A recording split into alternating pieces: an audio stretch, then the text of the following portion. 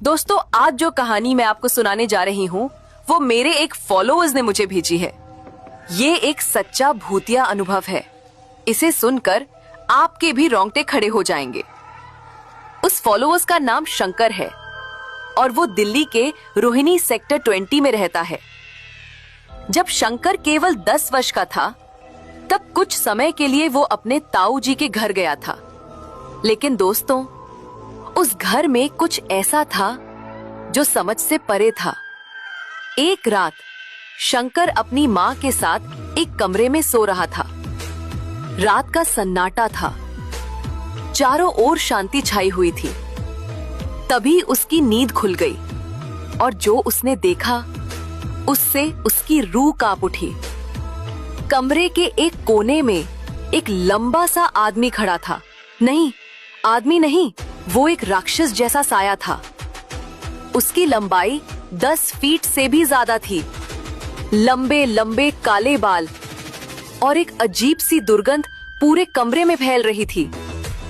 शंकर इतना डर गया कि उसने तुरंत अपनी माँ को जगाया। जैसे ही माँ उठी, उस साये ने अपनी गर्दन उनकी ओर घुमा दी। उसकी आंखों का लाल रंग और चेहरा इतना भयानक कि किसी की भी आत्मा कांप जाए।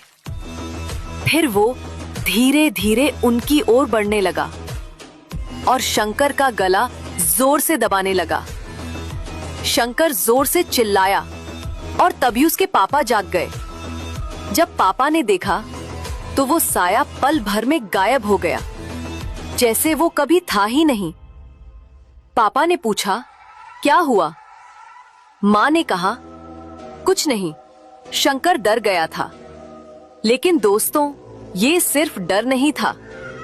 इसके बाद वो घर और भी अजीब हो गया।